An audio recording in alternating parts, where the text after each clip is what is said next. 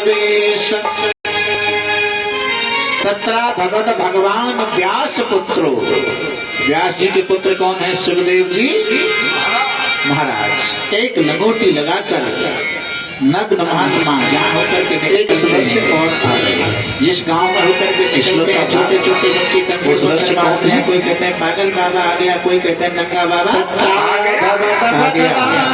सबसे इस कथा का ऐसा क्या है? सुखदेव जी कहते हैं दुनिया का आनंद लेना है तो दुनिया के लिए पागल बन जाओ।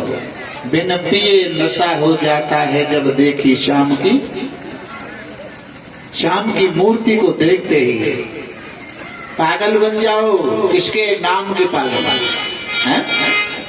और नाम के पागल नहीं बनोगे ना तो 60 वर्ष के बाद में बहू और बेटा पागल को लाइसेंस बनवाए के हाथ में दे देंगे। देखो साहब, हमारी मम्मी पापन की बातन को बुरो मत मानियो जो है पागल। तो पहले ही आ जाओ तो कैसी बात बढ़िया रहेगा। शाम को पियो वो सुबह उतर जाएगी, पियो हरि नाम का प्याला प्यारे जिंदगी सुधर जाएगी। तेरी रजा में मेरी रजा है।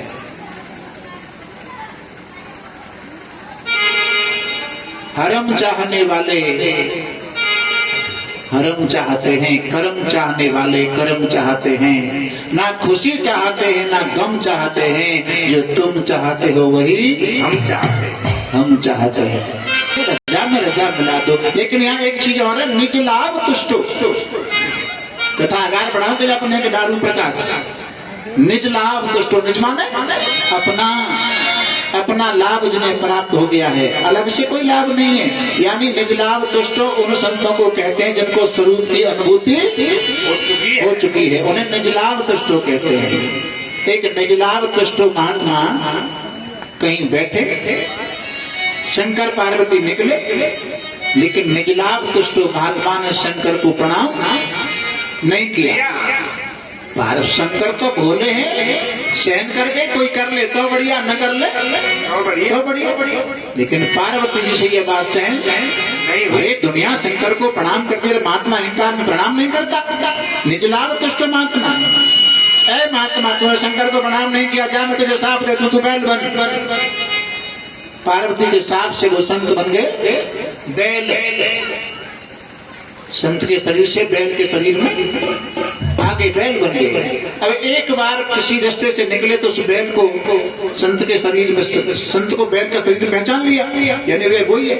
व्यंग में कहा अगर एक बार झोटे को प्रणाम कर लेता खाई को बैल बनना पड़ता। अब पता कैसे आनंद है। बोले मैया पहले तो अग्नि की व्यवस्था करनी पड़ती, कपड़ों की व्यवस्था करनी पड़ती, सारी व्यवस्थाएं जुटानी पड़ती थी। अब तो 2-2 4-4 मुंह किसानों के खेत में मार करके पेट भर लेता हूँ और नो टेंशन। अब अहंकारी की बात कट जाए तो आपका अहंकार और बढ़ जाए तो बोले अच्छा हमें इस प्रकार जवाब देता है, अब तू ऊंट बनेगा। तो बैल के शरीर से ऊंट बन गए। अब महाराज फिर कहीं मिलन हुआ, बोले अब बताओ कैसे आनंद है। बोले पहले तो लगा तो किसान को डर, क्या तो खेत में नुकसान कर दो। अब तो बम्बा पे चले जाए, तुम बम्बा पे जो पेड़ हट आए 2-4 मोजा पे 2-4 मोबा पे बात कटी तो संत जी ने ऊंट के शरीर में से संत जी ने कहा पार्वती तुम चाहे कितने भी सांप मुझे दे लो, तुम्हारे सांप का असर शरीरों पर पड़ सकता है लेकिन स्वरूप पर कोई असर नहीं पड़ सकता। निज लाभ तुष्टो, स्वरूप की अनुभूति जिनको हो चुकी है, ऐसे सुखदेव जी महाराज परीक्षित की सभा में आ गए। गंगा किनारे संतों की मंडली के मध्य में जब आए, सभी संतों ने खड़े होकर के प्रणाम किया और परीक्षित क्या कहते हैं, ये साम संस्मरणात् सत्य सुनयंत वैग्रहा किम पुनर्दर्शन स्पर्श पाद संचासना। ये साम संस्मरणात् पुंसाम, महाराज आप जैसे संत के पदार्पण से घर तीर्थ बन जाता है, मंगल कार्य होने लग जाते हैं। गंगा पापम, गंगा नहाने से पाप दूर होते हैं। गंगापम सशीतापम, और चंद्रमा शीतलता का प्रतीक है। संसार का जो ताप है, तपन है, वो दूर होती है। दैन्यम कल्प तरोर हरे, और कल वृक्ष दीनता का हरण करता है, गरीबी को दूर करता है। गंगा पापम सशीतापम दैन्यम कल्प तरोर हरे, पापम तापम तथा दैन्यम सत्य साधु समागम। जो तीनों कार्य अलग अलग होते हैं, उनको एक संत एक बार में ही कर देता है। बोलो जय श्री राधे। जय श्री राधे। प्रशंसा होने लगी किसकी? सुखदेव जी महाराज की। कौन कर रहे हैं? परीक्षक। संतों ने सारा किया, इनकी प्रशंसा मत करो। और लंका यात्रा कर रहे हैं, सीता जी खोज करने जा रहे हैं, तो मैनाक पर्वत किसका है? सोने का। सोना क्या है? लोभ। सोना है पदार्थ। और आगे मिली है सुरसा। सुरसा है प्रशंसा। पदार्थ में अटके नहीं, प्रशंसा से भटके नहीं। वही आदमी, वही व्यक्ति राम के कार्य को सिद्ध कर सकता है। सीता की खबर वही ला सकता है, भक्ति की खोज वही कर सकता है जो पदार्थ में अटके नहीं, प्रशंसा से भटके नहीं। इनकी बड़ाई मत करो। क्यों? साधक लोग कहते हैं सुहृदयम साधु कृत्यम। कोई मित्र आपका आपकी प्रशंसा करता है, आपकी बड़ाई करता है, वो आपके पुण्य को ले जाता है, प्रशंसा करने का। और दुष्ट पाप कर क्यों? दुष्ट लोग जो आपकी बुराई करते हैं, वो आपके पापों को ले जाते हैं। तो साधक को अच्छा कौन लेता है? साधक को अच्छा वो लगता है कि जो अपने सर के भार को हल्का, पापों की गठरी सर के ऊपर है उसको हल्का करे, वो अच्छा लगना चाहिए। ऊंचे आसन पर बिठाया जिज्ञासु श्रोता बनकर के सामने बैठे परीक्षक महाराज और प्रश्न किया। जनता के कल्याण के लिए प्रश्न है, स्वार्थ में प्रश्न नहीं है। मेरा ये प्रश्न है।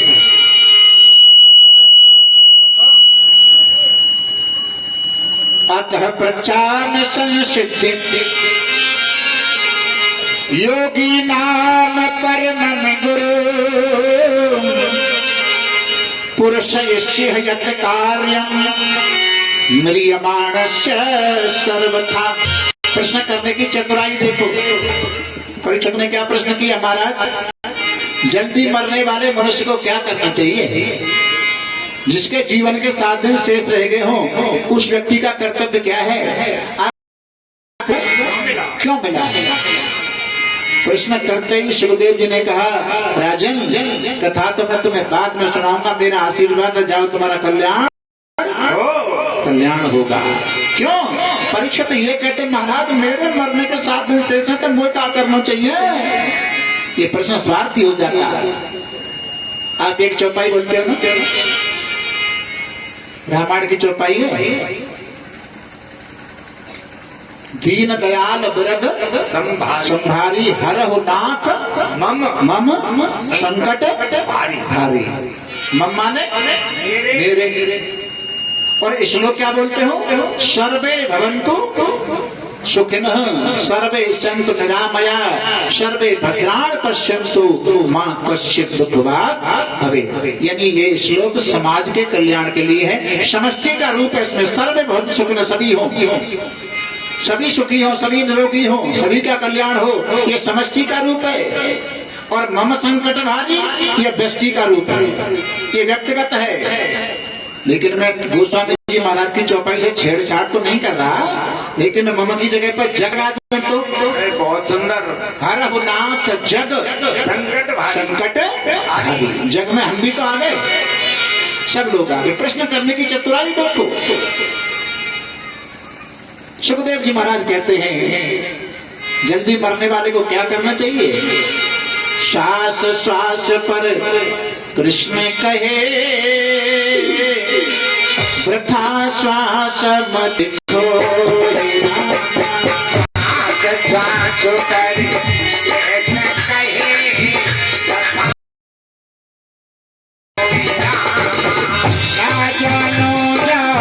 श्वास को आप न हो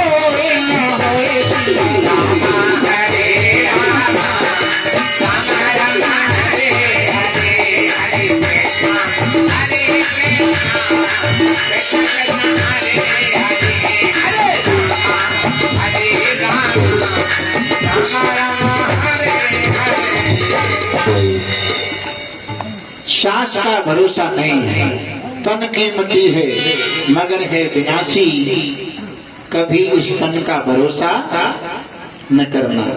निकल जाएगी छोड़ काया को पल में, इस श्वास धन का भरोसा न करना। श्वास श्वास पर कृष्ण है। परीक्षित ने प्रश्न किया, महाराज एक प्रश्न हो रहा, क्या क्या भगवान जल्दी किसको मिलते हैं? ऊंची बिरादरी वाले को, ज्यादा पैसे वाले को, ज्यादा पढ़े लिखे को? भगवान ने विरोध किया, अगर भगवान ऊंची बिरादरी वाले को मिलते तो वनवास में राम जी भीलों से मिले हैं। प्रभु हमार सन बड़ सेवकाई, और ले ही न बासन बसन चुराई। वस्त्रों की, कपड़ों की, बर्तन है उनकी चोरी करने वाले भील, उनसे राम वनवास में मिलते हैं। अगर राम ज्यादा पैसे वाले को मिलते तो सबरी से क्यों मिले? भक्त भगवान तो उससे मिलते हैं जिस भक्त के मन का भाव अच्छा होता है, सुंदर होता है, उससे मिलते हैं। अच्छा, भजन करने की पद्धति क्या है? भजन करने की पद्धति क्या है? 4 घंटे आसन पर बैठ करके माला का जप करो, समय नहीं है, कैसे कर ले? सुखदेव जी कहते हैं एक धारणा बनाओ, भजन करने की पद्धति है। बोले क्या? जागते समय सुबह सुबह अपने दाहिने हाथ का दर्शन करो, और उस हाथ का दर्शन करते समय धारणा यह बनाओ, कराग्रे वस्ते लक्ष्मी। इस हाथ के अग्रभाग में लक्ष्मी जी का वास है। कर मध्य सरस्वती, बीच में सरस्वती जी का वास है। कर मूले च गोविंद, और जड़ में गोविंद भगवान का वास है। कराग्रे वस्ते लक्ष्मी, कर मध्य सरस्वती, कर मूले च गोविंद, प्रभाते कर दर्शनम। जगने के बाद में धारणा बनाएं, दाहिने हाथ का दर्शन करें, भजन हो गया, है ना? लेकिन हमारी आदत क्या बन गई है? सुखदेव जी कहते हैं प्रभाते कर दर्शनम, लेकिन आदत बन रही है प्रभाते कप दर्शनम। जब तक बेड टी नहीं मिलेगी तब तक बिस्तर नहीं छोड़ सकते। बोलो जय श्री कृष्ण। जय श्री कृष्ण। कर दर्शन। राजन भगवान के मंदिर में विशाल मंदिर है, और दर्शन करने वाले भक्तों की भीड़ जैसे कुंभ में लग रही है भीड़। क्षीर सागर में शेष सैया पर नारायण भगवान शयन कर रहे, लक्ष्मी जी चरण दबा रही हैं, और चरण दबाते लक्ष्मी जी ने कहा, ठाकुर देखो आपके मंदिर में कितने बड़े भक्तों की भीड़ लग रही है, आप अपने भक्तों को दर्शन देने के लिए क्यों नहीं जा रहे? भगवान नारायण बोले, देवी लक्ष्मी जब मंदिर में भीड़ लग रही है ना, इनमें से एक भक्त मेरे दर्शन करने आए। लक्ष्मी ने कहा, फिर क्यों आए? सब भिखारी हैं, कोई छोटा है कोई बड़ा है। एक भिखारी तो ऐसा बोले, पिछली साल भाव तो बढ़िया रहे आलूओं को, लेकिन मोह कछू मोह ना मिलो। ठाकुर जी महाराज, हे दुर्गा मैया, हे विष्णु भगवान, अब की पिछली साल के 11 लाख के घाटे झेले पड़े हों, अगर जा साल को 11 लाख को घाटो निकल आवे तो मैं तुम पे बामे के 11 रुपया को हंडा चढ़ाए दूंगा।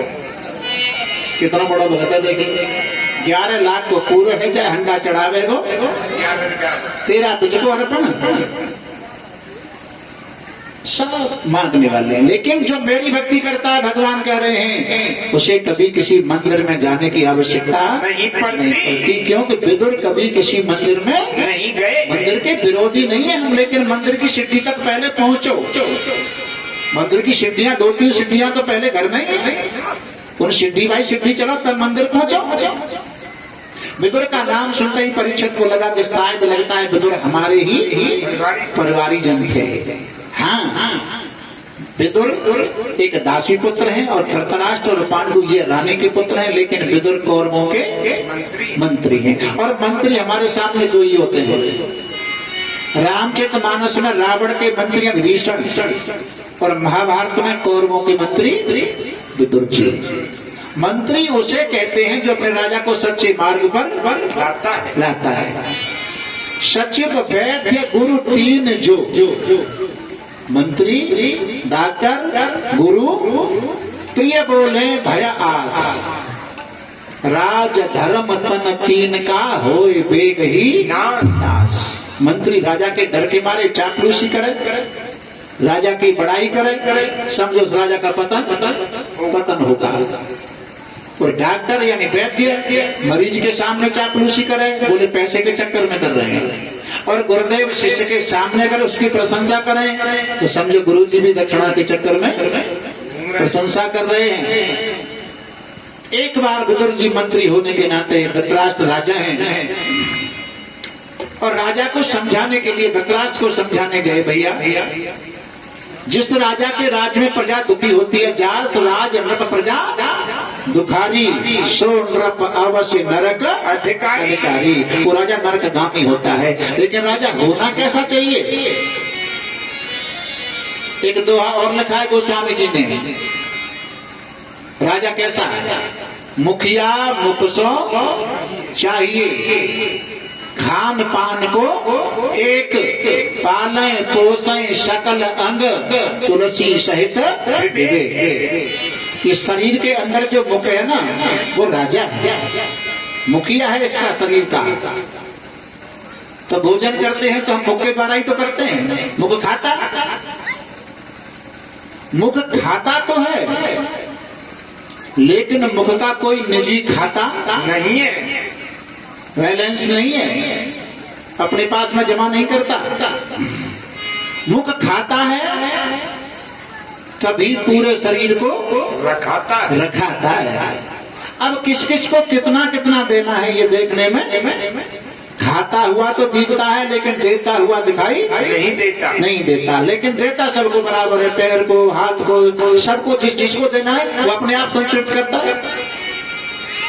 ये राजा है ऐसा, मुख जैसा राजा, देता हुआ खाता हुआ दिखाई दे लेकिन देता हुआ दिखाई न दे। अब उल्टा हो गया। अब क्या हो गया? बोले राजा देता हुआ दिखाई देता है लेकिन खुद खा जाता है। योजना तो आती है, योजना तो आती है, आती हुई दिखाई देती है, लेकिन राजा खा जाते हैं। इसलिए जिस राजा के राज में प्रजा दुखी होती है वो राजा नरकगामी होता है। पांडव आधे के हिस्सेदार हैं, अगर आधा राज देना नहीं चाहते तो गुजर बसर करने के लिए इन्हें 5 गामी दे दो। 5 गांव का नाम लिया दिया। धृतराष्ट्र ने कहा, विदुर तेरी नीति की बात सुनकर के मुझे बड़ा आनंद आता है, पर दुर्योधन के सामने में चलना है। दुर्योधन कौन है? अहंकार। धृतराष्ट्र मोह। धृतराष्ट्र पुत्र मोह में दुर्योधन को समझा नहीं सकते, विदुर की नीति की बात बता नहीं सकते। तो जहाँ मोह और अहंकार दोनों इकट्ठे होते हैं वहां पर विदुर की नीति काम नहीं करती है।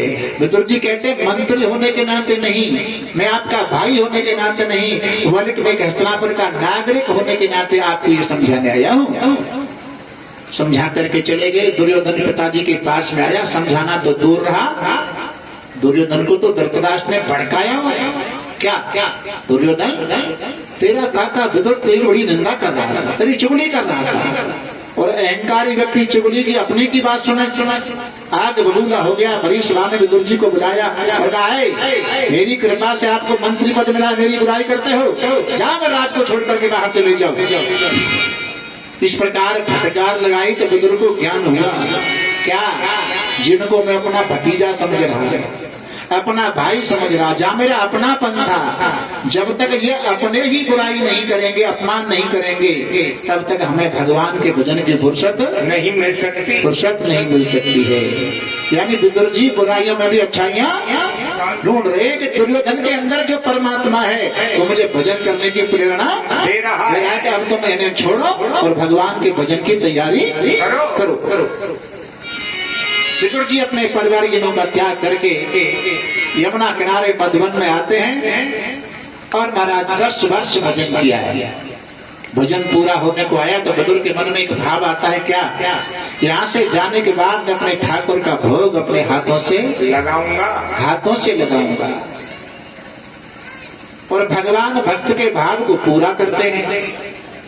भोग को पाने के लिए तो आएंगे लेकिन डायरेक्ट नहीं, विदुर की कुटिया पर डायरेक्ट नहीं तो पांडवों के शांति दूत बनकर।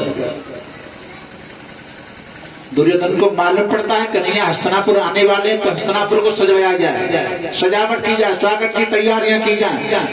हम सब लोगों के मन में शंका होगी कि दुर्योधन क्या इतना प्रेम करता कि स्वागत की तैयारी करता, कन्हैया को इतना चाहता, लेकिन भगवान मान करके स्वागत की तैयारी नहीं कर रहा है। तो दुर्योधन और कन्हैया का एक संबंध और है। दुर्योधन की पुत्री लक्ष्मणा भगवान कृष्ण के पुत्र शांब के लिए ब्याही है। तो दोनों कौन हो गए? कौन हो गए? समधी। समधी नहीं है, समधी तो आज तक केवल दो ही हुए हैं। रामायण में समधी है सकल भांत सम साज समाजू और सम समधी हम देखे आजू। आजू।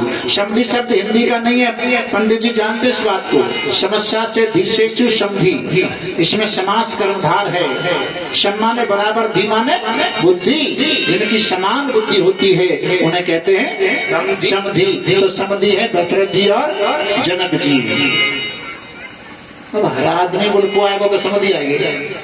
अब एक समझी तो मंदिर जा तो सुबह शाम आरती करे, पूजा करे, भजन करे, और दूसरा समझी कैंटीन में जाएंगे मुर्गन में फाड़ा रहे, तो समझी है वो बातें कहो चौधरी, क्या कहो चौधरी। और चौधरी का अर्थ क्या है? 5 कर्मेंद्री, 5 ज्ञानेंद्री, मन बुद्धि चित्त और अविद्या हमारे शरीर में 14 जगह पर वास करती है। ऐसे अविद्या में रहने वाले का नाम समधी नहीं है, उसका नाम है चौधरी। तो दुर्योधन चौधरी है, समधी नहीं है। चौधरी होने के नाते स्वागत की तैयारियां की, भगवान आए, प्रस्ताव रखा। और क्या दुर्योधन पांडव है तो आधे केसरीदार, मेरा सुझाव है, मेरा प्रस्ताव है, 5 काम ही दे दे। महाराज क्रोध की आग में तिलमिला उठा। दुर्योधन है छड़िया, तो इस प्रकार भीख मांग रहा है, ऐसे में कुछ नहीं दूंगा। शुचित्वेन सुतीक्षेण विद्यते याच वेदनी तद अर्थ भागे न दास्यामी बिना युद्धे न केशव। अर्थ क्या है? सुई की आगे वाली नोक जमीन में गाड़ दी जाए, तद माने उसका अर्थ माने आधा, आगे वाली नौका आधा हिस्सा भी बिना युद्ध के देने वाला नहीं हूँ। कृष्ण समझ ले अब इनका होगा महाभारत युद्ध। और खड़े होकर के चलते हैं तो कहते हैं अरे जा रहे हो तो कम से कम एक बार भोजन तो कर जाओ, मैंने इतनी लंबी चौड़ी तैयारी की है। भगवान बोले तेरे यहाँ नहीं करूंगा। क्यों? तेरा अन्न खा लिया तो मेरी बुद्धि तेरी जैसी हो जाएगी। आज तुम अपने काका विदुर के यहाँ भोजन। और विदुर ने बुलाया नहीं, केवल मन में कहा था कि एक बार ठाकुर का भोग अपने हाथों से लगाऊंगा। अपना नाम सुना तो आगे आगे दौड़कर कुटिया पर विदुर जी आए। पत्नी का नाम है शुल्बा, विदुरानी नहीं है। विदुरानी तो उनकी उपाधि हो सकती है, शुल्बा नाम था। तैयारी करो, आज हमारी कुटिया पर भगवान भोग लगाने के लिए आ रहे हैं। तब तक मैं हस्तिनापुर के बाजार से कुछ लेकर के आता हूँ भोग का प्रसाद। कुटिया के अंदर विदुरानी स्नान बनाने में लगी, तब तक पीछे से आकर मैं ठाकुर ने दरवाजा खटखटा दिया। विदुरानी ने दरवाजा खोला, भाव विहवल हो गई, शरीर के ऊपर वस्त्र भी नहीं है। मेरे गोविंद ने अपना पीतांबर विदुरानी के शरीर के ऊपर डाल दिया। आज ठाकुर को देख करके कभी तो बैठने के लिए पट्टा लेके आए, आरती के लिए दीपक लाए तो रुई भूल जाए, रुई लाए तो माचिस भूल जाए, माचिस लाए तो घी भूल जाए। अब तो भगवान समझ गए ये काकी आरती की तैयारी कर रही है। भगवान बोले काकी क्या आरती वारती तू बात नहीं करी हो, तेरे घर में कछु हो तो पहले मुझे खवाए, क्योंकि मुझे बहुत जोर की भूख लगी है। इस बात को तुम कहाँ कह सकते हो? जहाँ तुम्हारा प्रेम होता है वहाँ मांग करके खा सकते हो, और जहाँ रिश्तेदारी है प्रैक्टिकल करके देख लो। अभी 1-2 महीने पहले किसी बच्चे की शादी हुई हो, दिसंबर में हुई हो जब साए चल रहे, और दूसरी तीसरी बार जो बालक ससुराल में जाए और उस बच्चे की मदर इन लो सास जी ये कहें कि मेहमान पर ही 12 बजे पहुंच जाए भोजन के टाइम पे, और मुझे पूछे भोजन करोगे तो चाहे भूख के मारे पेट में चूहा लौट रहे हुए, लेकिन शर्म के मारे आगे और ना और हिंदू सांझ को ही देखी जागी। क्यों? शर्म लग रही है, मम्मी से शर्म लग रही है, लेकिन प्रेम में कोई शर्म नहीं हो। जल्दी तैयारी करो, मुझे कुछ खिला दो। खिलाने के लिए भगवान के भोग का प्रसाद केले के फल केले के फल रखे, रुद्राणी ने अपने हाथ से भोग लगाया, छिलके उतार के तो भगवान को खिला रही है और माल को नीचे डाल रही है। भगवान नेत्र बंद करके बड़े चाव से भोग लगा रहे हैं। इतने में कुटिया के दरवाजे पर विदुर जी टकटकी लगा करके खड़े होकर के देख रहे, अरे ये पागल भगवान को क्या खिला रही है, और भगवान भी नहीं बता रहे कि तू मुझे क्या खिला रही है। ऊंची आवाज में कहो, भैया हस्तिनापुर वालों, अगर काऊ ने पागल न देखो तो आप दो पागल न के दर्शन करवाऊंगा। एक पागल तो न्योना देख रहे कि मैं क्या खिला रही हूँ, और दूसरे पागल जौना बता रहे कि तुम वो छिलका खवा रही है। मैंने पहले बता दिया है, भगवान भक्त की भोजन सामग्री का भोग नहीं लगाते हैं, वो तो उसके मन के भाव का भोग लगाते हैं। भक्त के मन का भाव कैसा भोग लगा करके निवृत्त हुआ, कहा अपना शेष जीवन तीर्थ यात्रा में जाके व्यतीत करो। आज वो कथा लौट करके फिर 1 घंटे बाद वहीं आई है। आज इधर मधुबन में विदुर का और उद्धव का मिलन होता है। दोनों ही भक्त हैं, और दोनों भक्त आपस में मिलते हैं तो कैसे मिलते हैं? 4 मिले 64 खिले, 20 रहे कर जो, हर जन से हर जन मिले, 20 से 7 करोड़। 4 मिले, 2 नेत्र तुम्हारे, 2 दूसरे के। 64 खिले, 32 दांत तुम्हारे, 32 दूसरे के। चेहरे पर मुस्कान, 20 रहे कर जोर, 10 उंगली तुम्हारी, 10 दूसरे की। हर जन से हर जन मिले, दोनों भगवान के भक्त जब मिलते हैं तो प्रत्येक के शरीर में 3.5 करोड़ रोग होते हैं। 3.5 और 3.5 7 करोड़ रोग प्रफुल्लित होने लग जाते हैं। इस प्रकार भगवान के भक्तों का मिलन होता है। मिलन हुआ विदुर से। विदुर जी ने उद्धव से भगवान की कुशल क्षेम पूछी।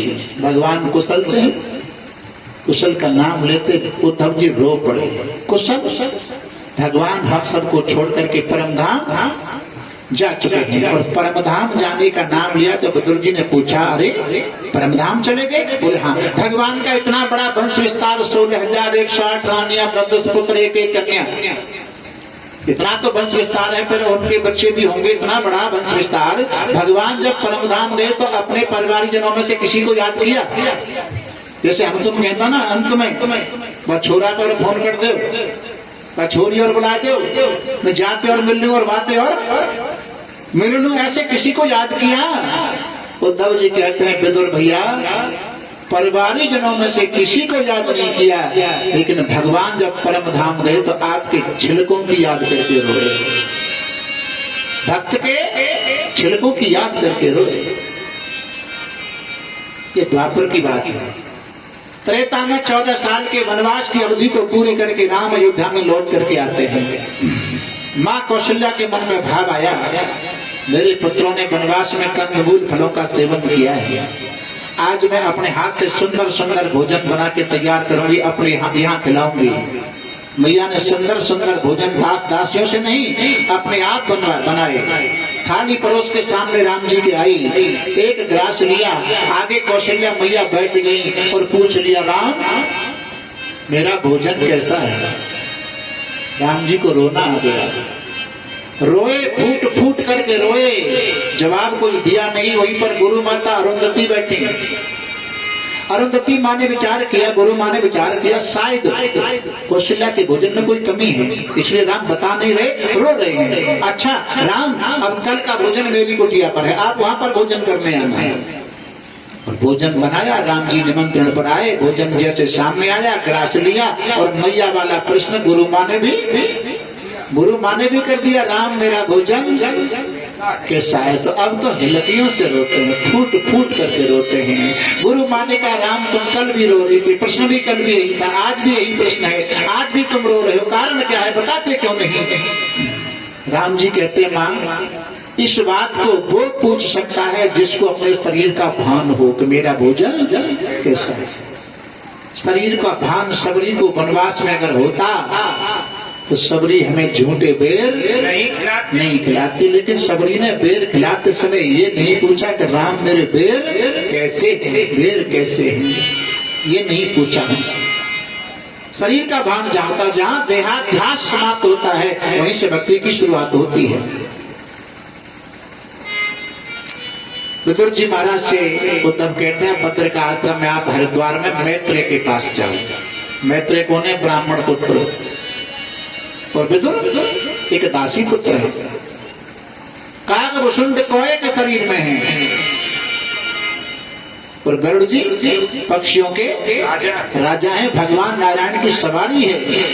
अर्थात इस कथा का आशय यह है कि जात पात पूछे नहीं कोई हरि को भजे सो हरि को कोई। आज भद्र का आश्रम में आ जाते हैं। अब यहाँ से जो आगे की कथा है वो लगभग 30 मिनट की है और 4:40 हो चुके हैं। अंदाज में 4:40 हो गए तो समय ज्यादा होगा, इसलिए आज की कथा का विराम यहीं पर करेंगे। कल फिर आपसे 12 बजे मिलेंगे और आज की जो कथा बची शेष और कल की जो कथा होंगी ब्रह्म जी के उपाख्यान तक कल कथा आपको सुनाई जाएगी।